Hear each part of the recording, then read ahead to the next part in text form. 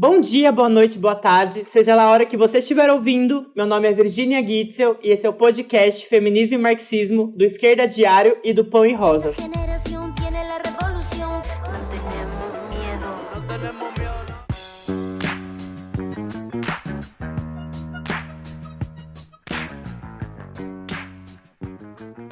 Eu acredito que enquanto tenham pessoas com AIDS, enquanto as pessoas gays não tenham seus direitos em toda a América, não há razão para comemorar.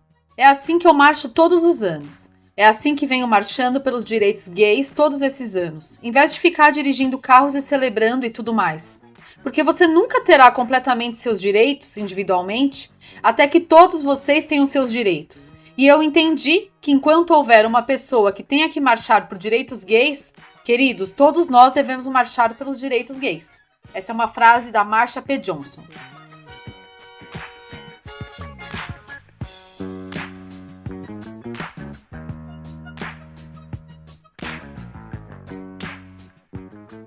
Olá, minha gente! No mês da diversidade, fazemos esse episódio especial para falar de ninguém mais, ninguém menos que Marsha P. Johnson, uma mulher trans que virou um símbolo da luta LGBT em todo o mundo. Marsha foi a mãe travesti que simplesmente liderou a revolta de Stonewall e se tornou uma das personalidades mais conhecidas na luta pela libertação sexual e de gênero. A gente quer dedicar esse episódio a uma criança de 11 anos que, justamente no mês de orgulho LGBT, foi hostilizada ao propor num grupo de WhatsApp da sua escola em Campinas que esse tema fosse debatido em um trabalho da escola. A essa criança e a tantas outras que todos os dias são censuradas e perseguidas na construção da sua identidade, a gente faz esse episódio para afrontar essa moral conservadora do Bolsonaro, da Damares e de todo tipo de lixo que sai dos esgotos da ditadura militar.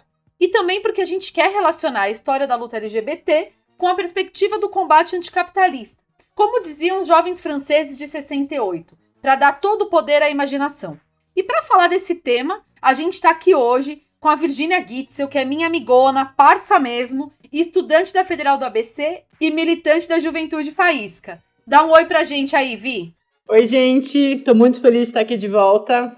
Muito bem-vinda, assim, para lembrar que a minha amiga Virginia aí é tão internacionalista que recentemente participou da publicação do livro Transgender Marxismo, publicado na Inglaterra. E a gente também tá aqui com a Lívia Tonelli, que também é parça, professora, parceirona de várias lutas e que também faz parte do grupo de Mulheres Pão e Rosas. Dá um oi pra gente, Liv. Oi, Maíra. E aí, Virginia? Bora lá, meninas? Bora lá! Bora! Bom, gente, para começar então esse episódio, eu queria pedir pra Virginia contar pra gente um pouco de quem foi a Marsha. Ai, gente, que alegria poder estar aqui de volta no podcast, ainda mais no mês do orgulho LGBT para falar da Marsha, né? Bom, Marsha P. Johnson. Vamos começar então para esclarecer da onde vem esse nome, né? Marsha foi o nome que ela escolheu para sua drag, né? O P vinha de Pay No Mind, que quer dizer não ligue para isso. E Johnson era o nome de um restaurante que a Marsha frequentava quando ela chegou em Nova York. Então era mais ou menos assim, Marsha, não se importe com isso, Johnson. E esse não se importe com isso era justamente não se importe com qual era o seu gênero, qual era a sua sexualidade, não se importe porque ela era um espírito livre. E como ela mesma dizia, ela era uma dessas rainhas que usam maquiagem num dia e usa roupas masculinas nas ruas em outros tantos dias. Ela dizia que quando começou a se montar, ela era ainda muito jovem e ela era muito ingênua. Ela começou lá pelos 5 anos de idade e depois ela parou por um longo tempo porque ela sofreu muita discriminação. E, cara, imagina, né? Os garotos daquela época também queriam abusar dela sexualmente. Então ela conta que quando ela era criança, ela tinha uma visão tão ingênua que ela acreditava que as pessoas só iam fazer sexo depois do casamento. E ela foi descobrir que não era bem assim, porque os meninos faziam sexo antes quando ela foi estuprada por um menino de 13 anos. E foi assim que ela descobriu que os meninos faziam sexo entre si. E aos 16 anos, então, a Marsha disse pra ela mesma, né? Ela conta isso numa entrevista, que ela tinha se casado com ninguém menos do que Jesus Cristo. E, cara, é muito louco, porque ela falava assim, que era o único homem que ela podia confiar, imagina, depois de tanto tipo de opressão que ela estava passando, e que era o único que não ia rir dela como ela era. Então é bem pesado, assim, as coisas que ela fala, né? Tem uma outra coisa que ela conta, assim, sobre a mãe dela. que a mãe dela dizia que ser homossexual é menor do que ser um cachorro. Então, cara, imagina toda a opressão que ela passou, né? E aí, quando ela fez 18 anos, ela falou, não preciso mais de nada, né? E falou que a mãe dela não precisou nem apresentar a porta da casa, né? Que ela pegou o diploma dela do ensino médio, pegou a mala dela cheia de roupa e saiu pra liberdade. Ela, inclusive, escutou de muita gente que ela ia acordar na rua sem nada e dizia que ela não se importava, né? O que ela queria era a liberdade dela. E realmente ela foi até o final nisso, né, Vir? Nas entrevistas ela conta que tinha $15 para pagar o ônibus para a nova vida e tinha certeza que esses $15 iam abrir as portas para o mundo. A vida da Marsha foi muito difícil, né, gente? Nos anos 70, uma mina trans desbravando o mundo, imagina só o que era isso. Ela ficou um tempão sem lugar para morar. Quando ela chegou em Nova York, ela passou um tempo numa casa temporária, tipo uma casa de abrigo no Brooklyn. Ela se abrigou em casas de banho. Tem umas histórias de que ela dormia em cima de umas flores na calçada, que dormia dentro do cinema, enfim, uma situação realmente muito difícil. E ela foi muito forte para conseguir sobreviver a tudo isso, e é muito louco, porque se a gente coloca lá para procurar, né, as fotos da Marsha, ela sempre tá com um sorrisão, toda contagiante, assim, é impressionante. Sim. Muito, né? E essa situação bem vulnerável dura muito tempo, até que numa noite super fria, ela fala que fazia uns 10 graus, um amigo dela ofereceu abrigo e ela acabou ficando na casa desse amigo aí por 12 anos. A única coisa é que esse amigo não queria que ela chegasse e saísse montada de drag. Então ela saía vestida de menino, ia se montando no caminho, dentro do trem, ficava toda lindona, apesar de estar com uns sapatos masculinos que ela falava que era horroroso. Aí era grave, né? Imagina isso. Ela era mega vaidosa. Enfim, e numa entrevista perguntaram pra ela, né, quando ela começou a fazer drag seriamente, e ela disse que nunca teve dinheiro pra fazer isso, né, que sempre teve que contar com roupa doada, com compra de roupa de baseada, quem nunca aqui, né, e que usava a criatividade pra se montar. A Marsha conta também que ela foi presa várias vezes por se prostituir, chegou até a levar um tiro de um cliente. Ela fala que fez, ela fez uma denúncia muito forte da prostituição, contava que era algo extremamente cruel, mas ao mesmo tempo expressava a contradição de gostar da ideia de pagar para alguém poder estar com ela, né? Porque ela não conseguia acreditar que o corpo dela tinha um valor para alguém. É muito triste isso, né? Dela ter essa visão de que a vida toda ia ter que transar no pier, dentro de um caminhão, numa rua escondida. Tem uma parte dos documentários que ela tá falando, né, que quando ela trabalhava como garçonete, que se alguém reclamava do lanche, ela dizia que não ia trabalhar naquilo pra vida toda, que ela queria ser uma das maiores drags do mundo, e ela simplesmente foi, né? Ela foi uma das maiores drags desse mundão. Nossa, com certeza, ali. Tipo, ela realmente não ia passar a vida inteira ali só fritando hambúrguer, né? Eu acho que não era esse o destino dela. E é muito louco que quando a gente vê as fotos, né, e as imagens da Marsha, não dá nem pra imaginar tudo isso que ela passou, né? Parece que a gente tá falando de duas pessoas diferentes, né? Porque realmente é só sorriso, alegria, né? Ela foi uma das primeiras meninas drags a entrarem em Stonewall, né? A gente sempre fala da revolta, mas eu acho legal lembrar, né, que inicialmente Stonewall era um bar de homens gays, né? As drags tiveram que conquistar um espaço ali. Tem uma entrevista, gente, que a Marsha vai contar quando foi a primeira vez que ela entrou em Stonewall, né? E aí ela fala que ela chegou lá na porta do bar, aí tinha um segurança ali, né? E o bar era só masculino. Aí ela virou pro segurança, né, com aquele jeito da Marsha e falou: "Vocês acham que eu sou homem ou mulher?" E a pessoa não sabia responder. Aí ela falou: "Ah, então eu vou entrar." Muito bom. Quem diria, né, gente? Quem diria que anos mais tarde, justamente, ela ia ser líder, né, linha de frente dessa rebelião de Stonewall, que, abriu espaço aí para todo o movimento que a gente tem hoje de questionamento, né, da sexualidade, de gênero. Ela também foi parte, né, da Frente de Liberação Gay, né, nos Estados Unidos, e também fundou a Casa Star, né, depois a gente vai poder falar um pouco sobre isso. Mas nas histórias de Stonewall, o pessoal conta bastante que foi tipo assim, né? Que a Marsha deu um grito e falou: "Eu quero meus direitos civis". e atirou um copo no espelho, e aí começou toda a rebelião, né? Tem várias histórias de como isso começou, mas é interessante que essa versão, né, que fala que a Marcia iniciou toda a revolta, fala que ficou muito conhecida como o copo curto que foi ouvido em todo mundo, né? Justamente porque ela arregaçou esse copo aí no espelho.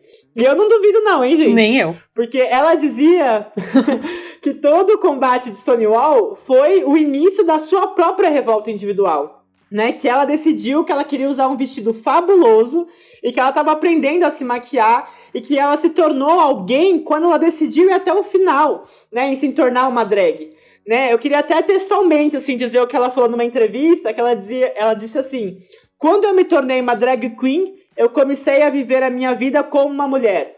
E mesmo tendo sido, né, um enorme movimento de liberação sexual, né, que a gente pode falar hoje, né, muito de forma apaixonada, assim, cara, o nível de transfobia que a Marcia passou, inclusive dentro da própria comunidade LGBT, né, a Lívia falou, né, que ela disse que ela nunca teve dinheiro, né, para poder ser uma drag séria, né? Imagina o quanto a relação entre o racismo e a relação entre a pobreza que a Marcia passava não também colocava essa questão de subordinação, né? E mesmo assim, ela encarou a vida toda de cabeça erguida. Isso é muito foda. Sim, muito foda mesmo, Vir. Ela também era chamada de Santa Marcha, né? Porque dava presente para as pessoas. Quem diria, né? Sim, toda santinha. Para as pessoas que elogiavam ela. Há outros relatos de que ela gastava, tipo, metade do dinheiro que ela tinha no dia para comprar flores e colocar na cabeça e ficar toda linda. Uma vez ela chegou até a colocar, tipo, pisca-pisca de Natal, sabe, na cabeça. A Marcia era isso. Eu vi essa foto. Sim, eu também. Muito linda, né? A Marcia era isso, né, gente? Essa fonte de criatividade e de libertação, ela foi uma das primeiras trans a lutar pelo direito das mulheres trans, das drags. Ela tinha uma amiga, uma parceirona de luta que chamava Silvia Rivera, e junto com ela ocupou um trailer para colocar de pé uma casa de acolhimento para as mulheres trans, né? Nessa época tinha algumas casas LGBTs desse tipo e outras também mais ligadas aos bailes e tal, como a gente pôde ver, né? Ou quem tá vendo a série Pose do Netflix que tá bombando lá, né?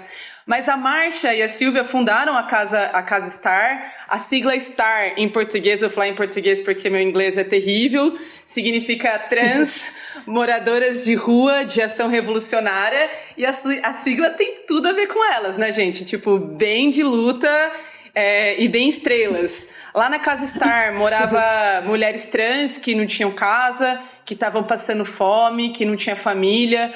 Foi bem importante essa casa porque nunca tinha tido uma divulgação de um lugar que acolhia as pessoas trans que eram expulsas de casa por conta da sexualidade e do seu gênero, né? A Casa Star também organizava protestos, fazia visitas nos presídios diante de toda a repressão contra as LGBTs. Vamos lembrar que era considerado crime, né?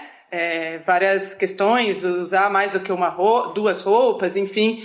E elas visitavam os presídios para estar junto com as LGBTs nesse momento difícil de denunciar, né? A polícia, a repressão policial. Se a Marcia tivesse viva, hoje ela teria 75 anos.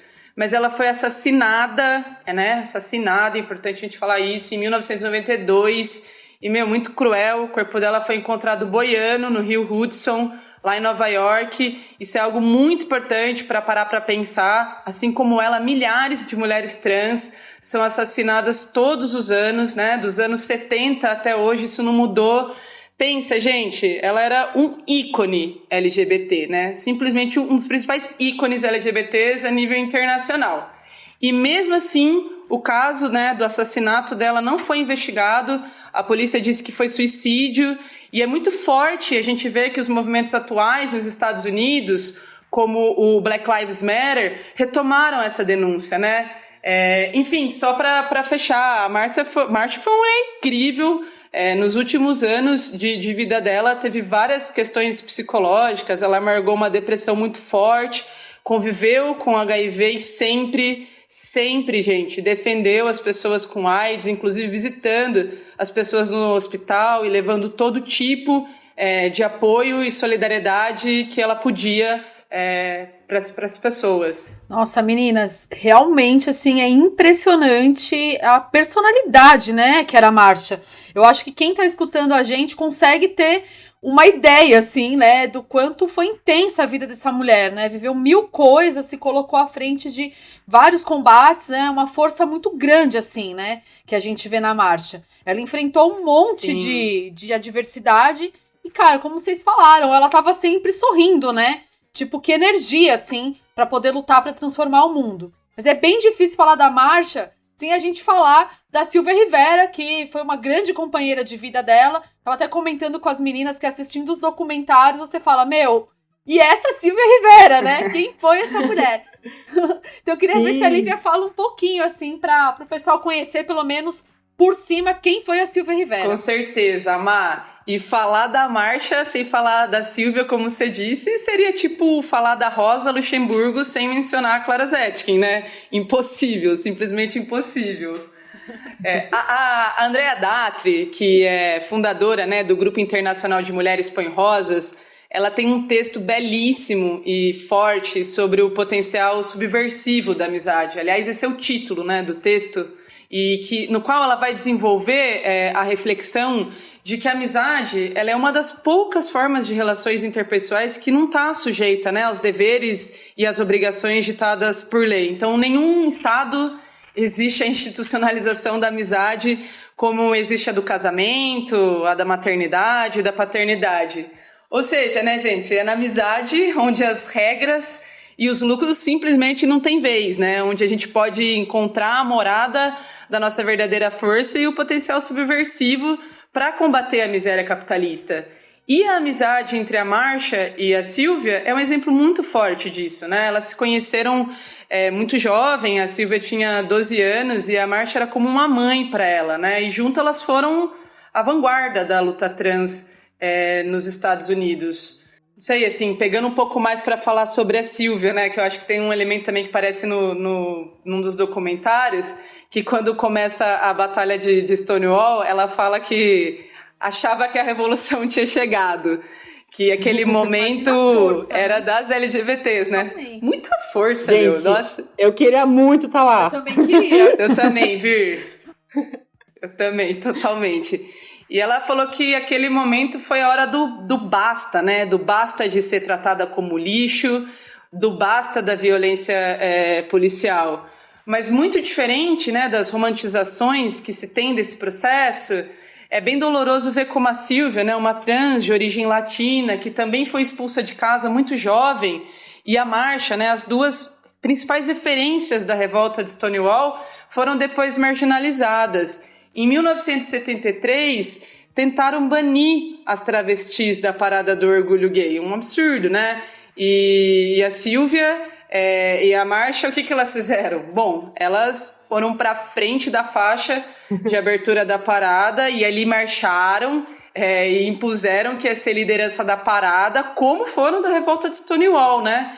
Mas a Silvia se sentiu profundamente traída pelo movimento que ela ajudou a criar, enfim, que ela foi parte da origem, né? Ela sentiu que os anos que ela dedicou à luta tinham sido em vão, e em meio a esse desespero, ela teve, infelizmente, né, uma tentativa de suicídio. Ela levou 60 pontos no braço e, por sorte, que bom, Santa Marcia, né? A Marcia salvou ela.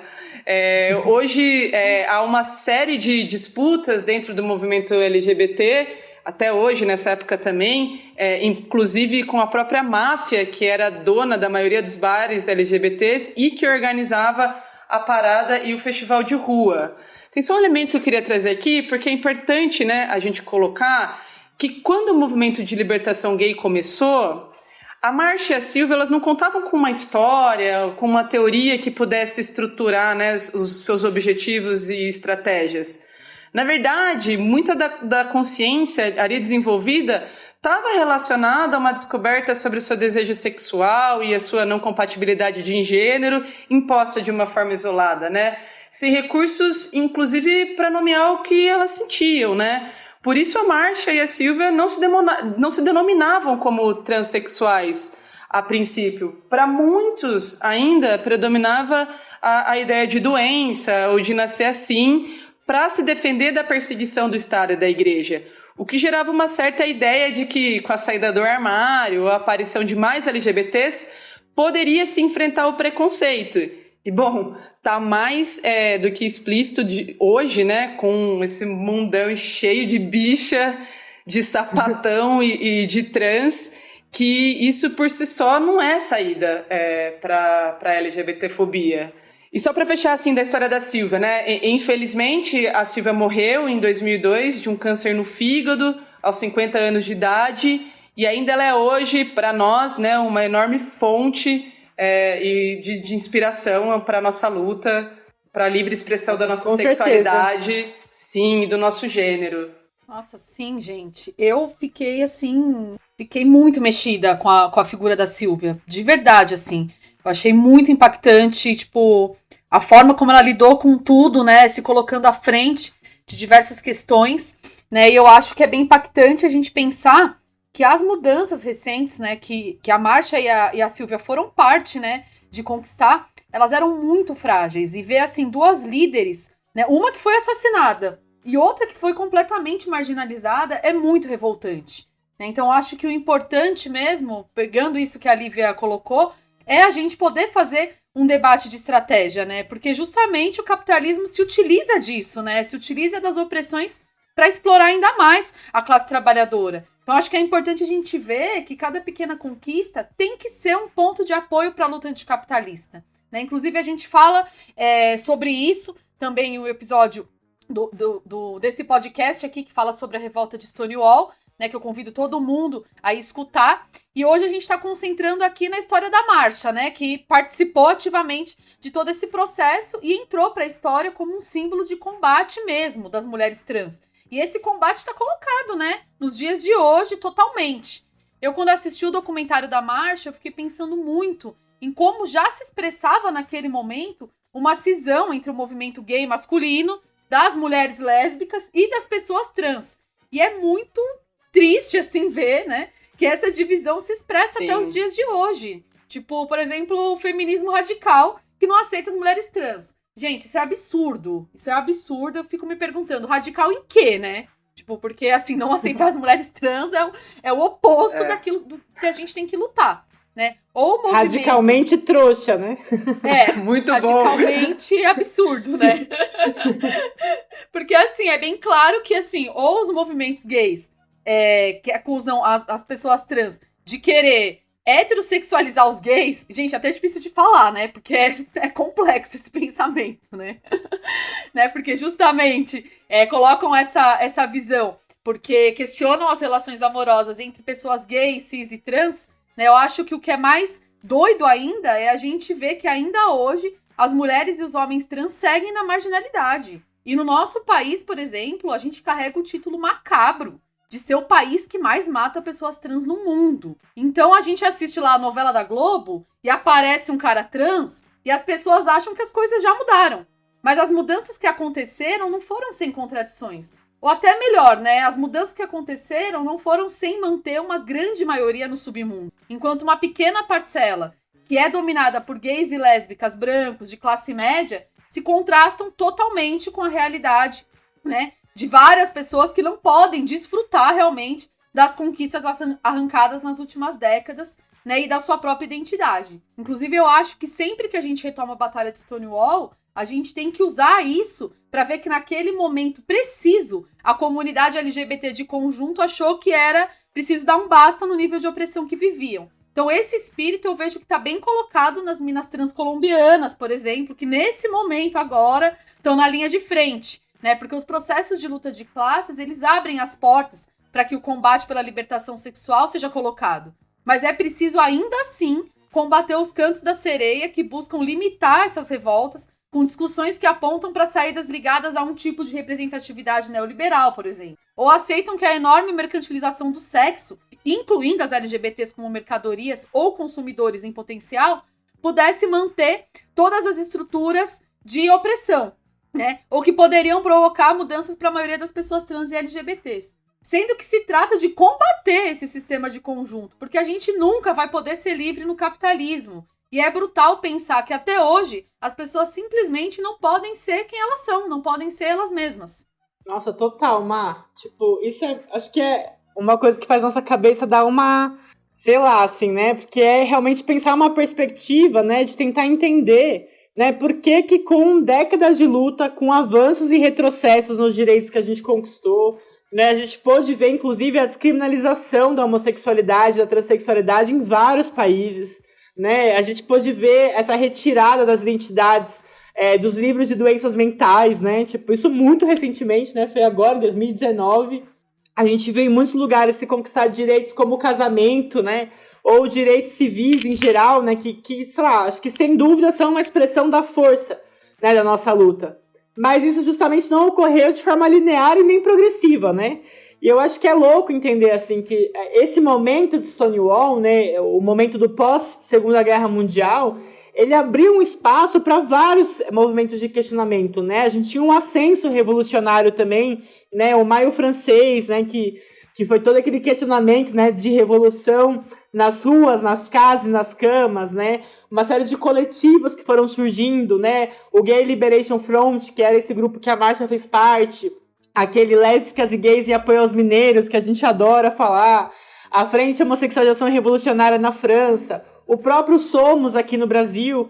Eu acho que é muito louco tentar entender, né, que justamente esse momento histórico é onde se expressa, né, as mudanças que foram sendo acumuladas por décadas, né, e se tornaram algo qualitativamente novo, né? Ou seja, as lentas e sucessivas transformações que o capitalismo foi proporcionando para o surgimento das próprias identidades LGBTs tiveram toda a sua expressão popularizada nesse momento, né? Por exemplo, a gente pensa, né, nas pessoas que foram construindo um estilo de vida, uma identidade, uma subcultura própria em torno da sua atração erótico-afetiva, é uma coisa totalmente nova em Stonewall, né? Assim, essa ideia da gente poder se conectar, né, se reconhecer, né? Porque isso também foi o que permitiu construir uma política baseada nessas identidades.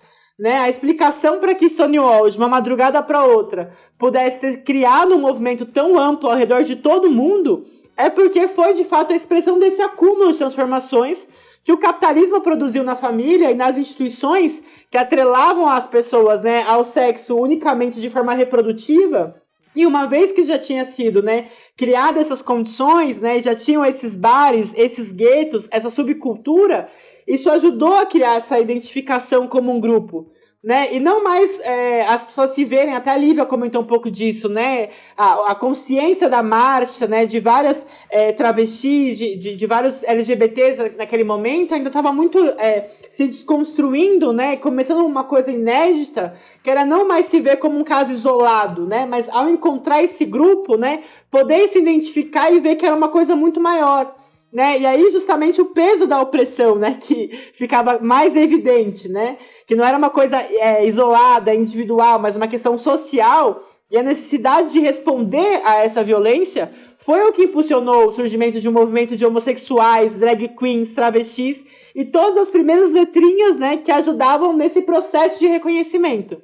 E aí tem um historiador norte-americano, que é o John Emilio. A gente, inclusive, publicou ano passado um texto inédito no Brasil, que é Capitalismo e Identidade Gay, que ele fala uma coisa que eu acho incrível, que ele fala assim, né, o perigo de ser gay aumentou quando as possibilidades de ser gay aumentaram.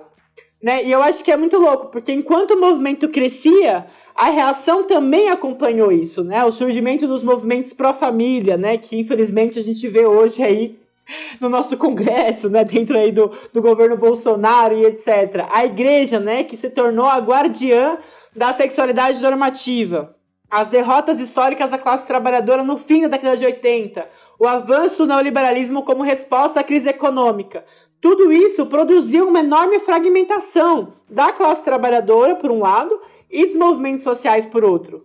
Né, tem um outro historiador que a gente publicou agora, no dossiê desse ano, de 52 anos de Stonewall, né, que é o Peter Drucker, e ele traz também uma interessante análise desse fenômeno, né, que a gente publicou, que é justamente tentar entender como se desenvolveram as identidades queer, né, e as próprias fragmentações das identidades LGBTs, né, como se criou uma contraposição entre a homonormatização, ou seja, uma ideia de normalização dentro das identidades gays e lésbicas, né, que já não tem mais um caráter universal.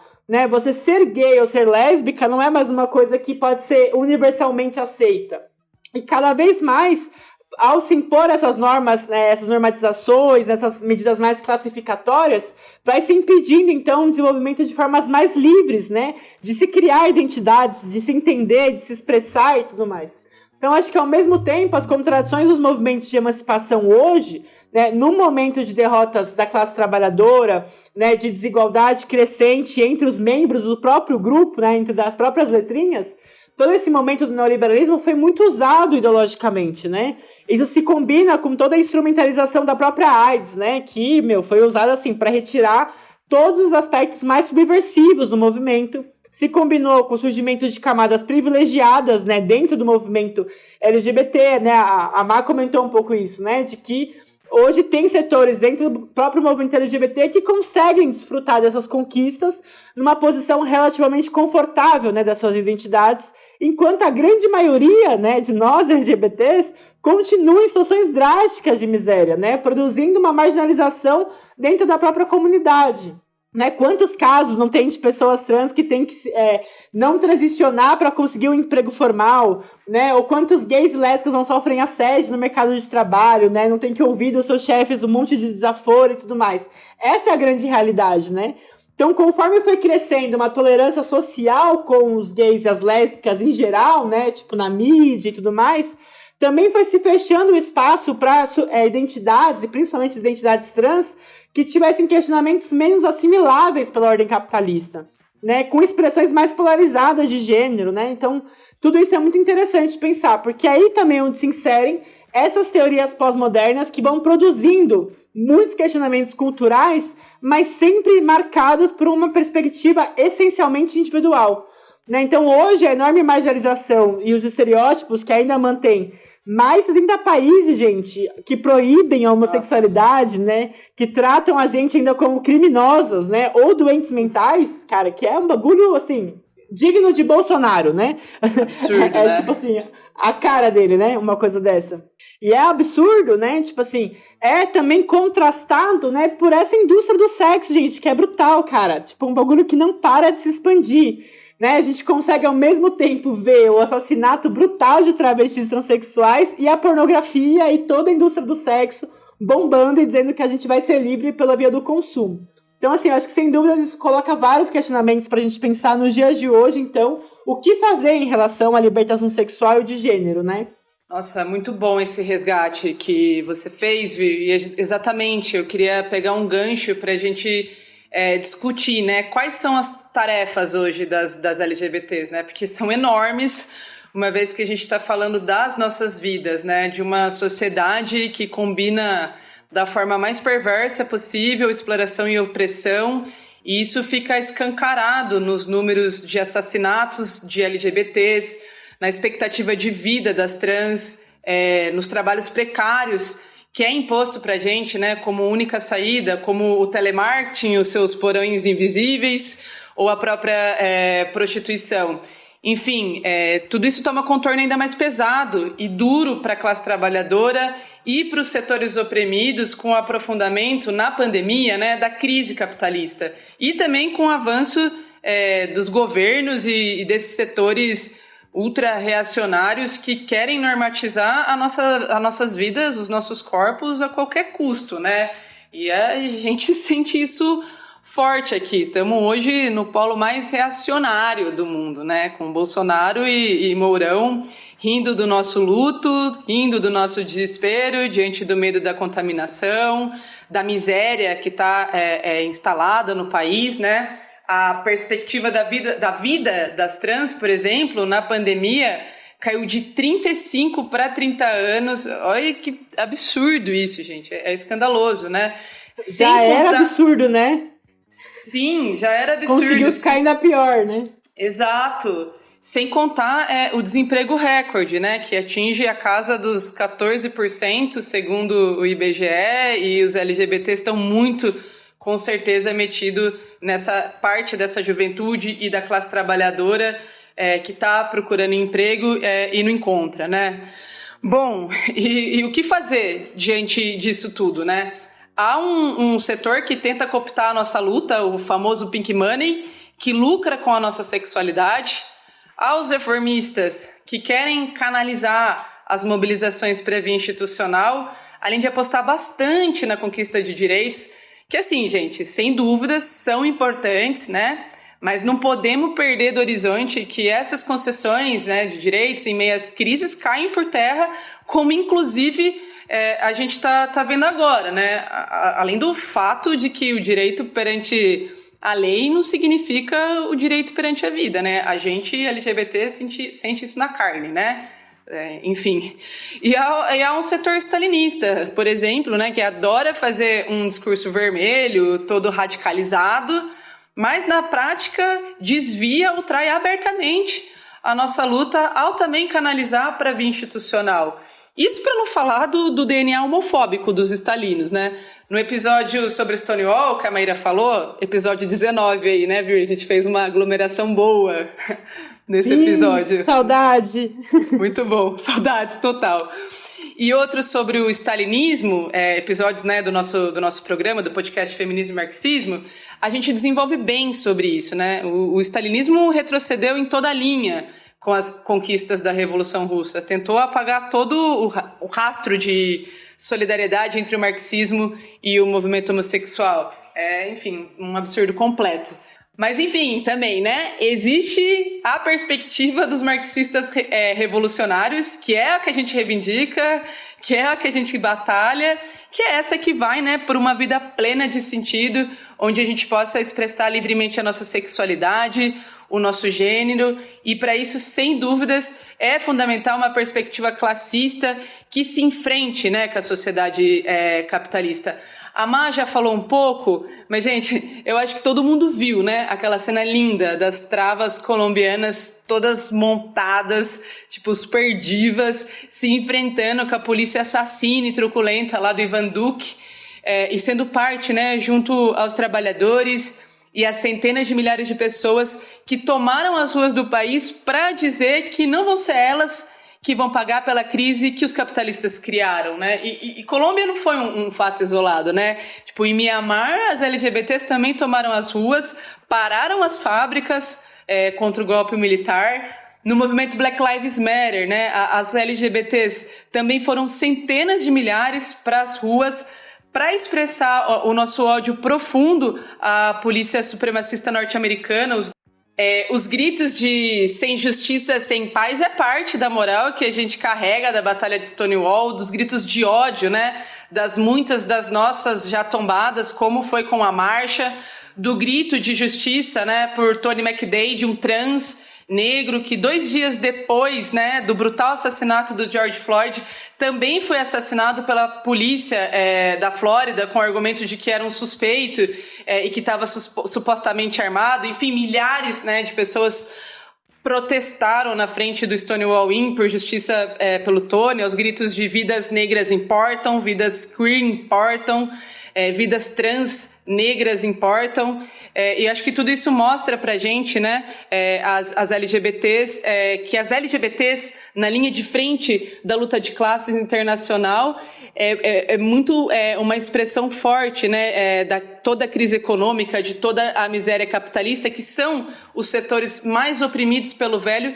que buscam construir um mundo novo, né? E não há luta contra a opressão por fora da luta contra a exploração capitalista. Meu, com certeza, cara. Eu acho que é bem apaixonante pensar em todo esse processo, assim, atual. Eu vejo todo esse movimento, assim, com um olhar de muita certeza que é possível mudar tudo que tá aí. Inclusive no Brasil, né, gente? O pessoal acha que não, mas sim, inclusive no Brasil. Isso é uma coisa que eu sempre pensei, porque, assim, o Bolsonaro, né, quando tava lá, ainda era candidato, o que ele tanto queria era colocar todo mundo de volta no armário, né? Mas as pessoas não vão voltar pro armário. E para isso, assim, num país tão reacionário como o nosso, se coloca na ordem do dia uma luta não apenas contra esse governo, mas contra todo esse regime do golpe, que quer acabar com os nossos parcos direitos. Eu fico de cara, assim, com esse episódio que a gente falou logo no começo, de um menino sendo hostilizado numa escola em Campinas, né, por sugerir um debate sobre o tema LGBT, né, e fico mais indignada ainda com políticas dos governos, assim como o do Dória, por exemplo, que ele simplesmente censurou livros didáticos que tratavam do tema da diversidade Ou tem projetos ainda, gente, que são apresentados por parlamentares, como gente do PSL e tudo mais, que pregam a abstinência sexual na adolescência, com um discurso que é pra evitar a gravidez fora de época. Tipo assim, é absurdo uma coisa dessa, né? E tem o apoio aí do prefeito Ricardo Nunes do PSDB, né? Então, assim, não é tão oposição assim à extrema-direita, né? Pois é. Pra se apoiar nessas coisas aí, nas reformas contra a gente, os caras estão juntinhos, né? Não se diferenciam em nada. Mas eu, assim, como professora, eu fico doida com esse tipo de coisa, né? Porque é óbvio que a juventude precisa de educação sexual pra poder decidir, né? E não de nenhum tipo de pregação de abstinência. Tipo, um negócio, assim, totalmente absurdo. Que vamos lá, também nunca funcionou, né? Nunca funcionou e nunca funcionará, né? Sim. E além disso, gente, tipo, a gente vê no Brasil um monte de escola militar, assim, né, sendo implementada. Tipo assim, é óbvio que é pra disciplinar a juventude. Então é bem revoltante mesmo essa situação. E assim, a gente tá num país onde a gente tem uma ministra das mulheres e dos direitos humanos que simplesmente é a Damares Alves, né? Uma mina que alenta estupro e diz com todo orgulho que menina veste rosa e menino veste azul. Tipo, que enfim, não é verdade. Então acho que a nossa tarefa, ela é muito subversiva mesmo. E se trata diretamente de atuar para derrotar essa extrema-direita, mas também para se enfrentar com esses governadores, prefeitos e etc., que atuam diretamente como trava para o desenvolvimento da nossa luta, assim como também as grandes entidades aí, né, do movimento operário, né, as centrais sindicais, né, as entidades estudantis, que ao invés de colocarem, né, a nossa luta para frente, ficam travando o nosso desenvolvimento, né. Eu digo isso porque, assim, nós temos mais de 500 mil mortes pela Covid no Brasil. Todos os governos são responsáveis. E a luta por uma saída pelo impeachment só vai jogar a gente no colo do Mourão, que é um conservador reacionário de marca maior, né? Então, assim, a gente teve nos atos que ocorreram dia 29, tivemos aí nos atos que aconteceram no dia 19, né, no último sábado. E para mim é claro que tem uma disposição real de lutar contra esse governo. Mas essa disposição toda tem que estar a serviço de questionar todo o regime, né? Os poderosos estão unidos, como a gente acabou de falar, para fazer reforma contra nossas vidas, né? Para poder cercear a nossa liberdade individual, né? Inclusive, né, como eu falei já, as centrais sindicais e as entidades do movimento estudantil têm que fazer assembleias nos locais de trabalho, nos locais de estudo, para organizar uma forte paralisação nacional, para a gente poder derrotar o Bolsonaro, o Mourão, os militares, o STF, por aí vai uma grande lista. Então, acho que retomar toda essa história da marcha, né, o combate de Stonewall, é para mostrar que hoje a gente precisa colocar toda a nossa revolta na rua, lutando para unificar os trabalhadores e a juventude, as mulheres, os negros e as LGBTs. Nossa, totalmente, Má. E uma coisa que eu fiquei pensando enquanto você estava falando é que, imagina que tiro no pé, né, essa linha de tira Bolsonaro e fica Mourão, né, um cara que é saudosista da ditadura militar, que chamava a gente de invertidas, né, tipo, que dizia que se a gente saísse na rua de batom, ia bater na gente com um cacetete tamanho família. Isso é o Mourão, gente. Invertida é o que ele vai tomar o pessoal tira na revolta mesmo, né? Pois é. E eu acho que é louco pensar isso, assim, da luta LGBT no Brasil, nesse marco que você falou, Má, porque não é menor, né, pensar o problema dessa luta em meio ao golpe institucional, desse regime que a gente vive, né? Porque também, como você falou, né, tipo, tem uma tentativa aí de alguns atores políticos, né, tipo o STF ou a Rede Globo, né, eles vão lá e posam, né, com uma bandeirinha LGBT, faz um especial visibilidade trans, atendem inclusive algumas reivindicações históricas, né, da nossa luta, como por exemplo o STF aí, historicamente, né, foi lá agora, recentemente, e deixou que as LGBTs possam doar sangue, né, ficou anos e anos e anos proibindo, dizendo que nosso sangue era inferior, que era sujo, né, e aí vai lá e, para se diferenciar do Bolsonaro, tenta usar uma pauta nossa para tentar justamente se colocar e se postular aí como o defensor das LGBTs. Mas não engana ninguém, né? Porque ao mesmo tempo está combinado aí com todos esses ataques perversos que você falou, né? E mais desemprego, mais miséria, menos serviços públicos, né? Atacar o SUS, atacar, né? Tudo isso afeta diretamente as pessoas LGBTs da classe trabalhadora. Ou seja, não tem como, né, a gente encontrar uma alternativa aí no Bolsonaro, né, nesses golpistas que mantêm grande maioria de nós sem poder, inclusive, usufruir dos avanços legais, né, que a gente conseguiu arrancar com a nossa luta. E como a gente falou, o próprio PSDB, né, golpista até a medula, né, tá aí junto com a Damares nesse projeto aí de abstinência sexual. Então, eu acho que uma coisa interessante também que a gente tem que retomar do movimento LGBT e que a Márcia é muito parte dessa tradição, que é justamente que a gente não tem que ficar buscando se encaixar em letrinhas tão limitadas e identidades que elas não podem representar em si mesmo um modelo de liberação sexual, porque isso não nos convém, né? O que eu acredito é que a gente justamente tem que questionar, né, qualquer aceitação de uma visão de que a gente é parte de uma minoria social fixa, né? Ou seja, que a gente sempre vai ser uma minoria contra uma maioria heterossexual. Porque quando a gente vê, né, tipo assim, e parar pra pensar que além dos limites da cisnormatividade, da heteronormatividade, desse controle que tem sobre os nossos corpos, isso está totalmente ligado com as condições materiais que a gente tem para poder potencializar todo tipo de subjetividade, todo tipo de expressão, todo tipo de experiência sexual, né? O quanto ela se desenvolve tem a ver com as condições para isso, né? Eu acho que é muito interessante resgatar essa ideia, né? Porque a Marcha, ela nunca se nomeou, né, de uma forma fixa, né? Tipo assim, uma identidade limitada, porque ela não queria ser limitada, né? E eu acho que é muito louco pensar que para que a gente possa nomear e desenvolver novas identidades, para que a gente possa encontrar nos corpos um prazer que não esteja só genitalizadamente obcecado, né? Tipo assim, aquela ideia do genital é o centro do sexo, né? Ou seja, questionar essa construção também das identidades, que muitas vezes são construídas também permeadas pela violência, pelo medo, né? Pela necessidade de diferenciação. Eu acho que isso é muito louco, assim, porque tem uma pesquisa que saiu, não sei se vocês chegaram a ver, que 50% dos jovens dos Estados Unidos não se reivindicam heterossexuais. E, cara, isso tem tudo a ver com aquele episódio que a gente estava falando também da geração Z, né, que mostra isso, né, que na juventude tem um questionamento bem generalizado e bem ideológico, né, contra essas normas de gênero, né, uma não identificação com essas posturas do que é ser mulher ou o que é ser homem, que a extrema-direita tanto defende. E é isso que é muito louco, porque é isso que causa medo na extrema-direita, né? Até quando vai poder dizer que os héteros são uma maioria?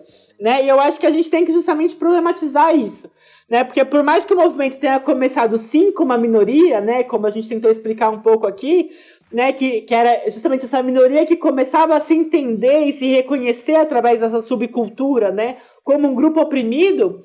O nosso desafio é libertar um aspecto da vida das grandes massas, que é a sua expressão sexual livre, né? Ou seja, é a gente garantir o direito de poder construir uma sexualidade pela livre escolha e não restringida e limitada pelas condições materiais, né? Então, acho que é sempre importante duvidar se nos marcos do capitalismo existe alguma sexualidade que seja um modelo para a gente pensar nossa emancipação.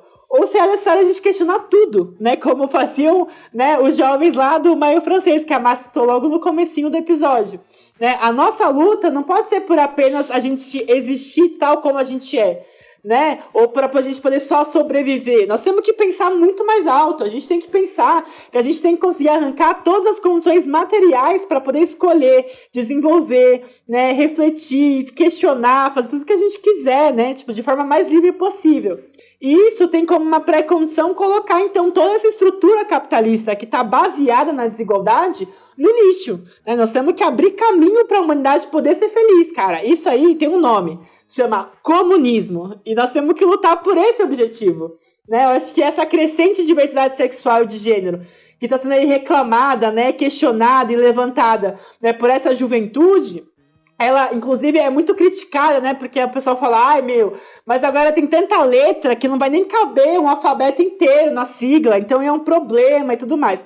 E o problema não é ter muitas letras, gente, o problema é o capitalismo, né? O problema é justamente a gente estar restringido a ter que ficar dando nome para ideias, porque tentaram impor pra gente um universalismo, inclusive gay, né, para negligenciar as diferenças que existem de raça, de classe, de gênero, como se tudo fosse uma única coisa, e para você ser gay ou ser lésbica, você tem que se enquadrar no modelo heterossexual. E isso não interessa pra gente, né, porque nós que somos marxistas, né, a gente quer justamente usar o marxismo como uma ferramenta, né, para libertar, né, o conjunto das massas trabalhadoras da repressão sexual e de gênero.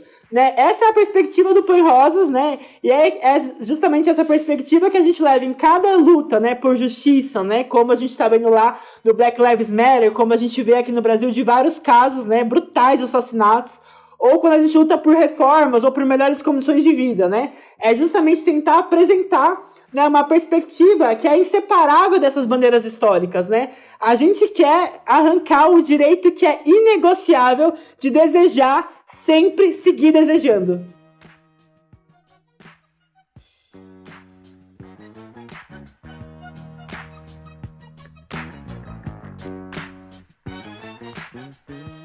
Bom, meninas, foi muito maravilhoso o episódio de hoje. Eu amei, de verdade. Eu também. Me despedi de vocês, mas assim, nossa, foi ótimo. Sim, foi babado total. Eu já tô com saudade também de vocês. Queria agradecer demais a contribuição, inclusive, quero aproveitar o momento oportuno para fazer um convite maravilhoso no dia do aniversário do Stonewall, dia 28, às 19 horas, no canal do YouTube do Esquerda Diário. A gente vai fazer uma live LGBT e marxismo pela revolução nas ruas, nas casas e nas camas. E todo mundo tá convidado. Eu quero que todas, todos e todos participem. E a gente vai estar com a Virginia Gitzel na mesa, né? Não podia faltar. Mas também vai estar a Letícia Parques, o Luno e o Pedro Pequini. Então eu quero convidar todo mundo para participar. E é isso, gente. A gente fica por aqui hoje. Brigadão, Vi. Obrigada, gente. Contem sempre comigo. Contaremos sempre. E muito obrigada também pra Lívia. Valeu, Mairão. Valeu, Virgínia. Até breve. Valeu, gente. Beijo. Beijo.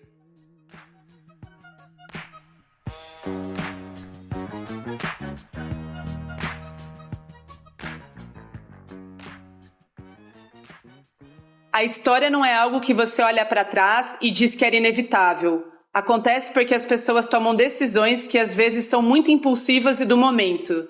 Mas esses momentos são realidades acumulativas. Essa frase é da Marsha P. Johnson. É isso aí, gente. Curtam e compartilham esse episódio do podcast Feminismo e Marxismo.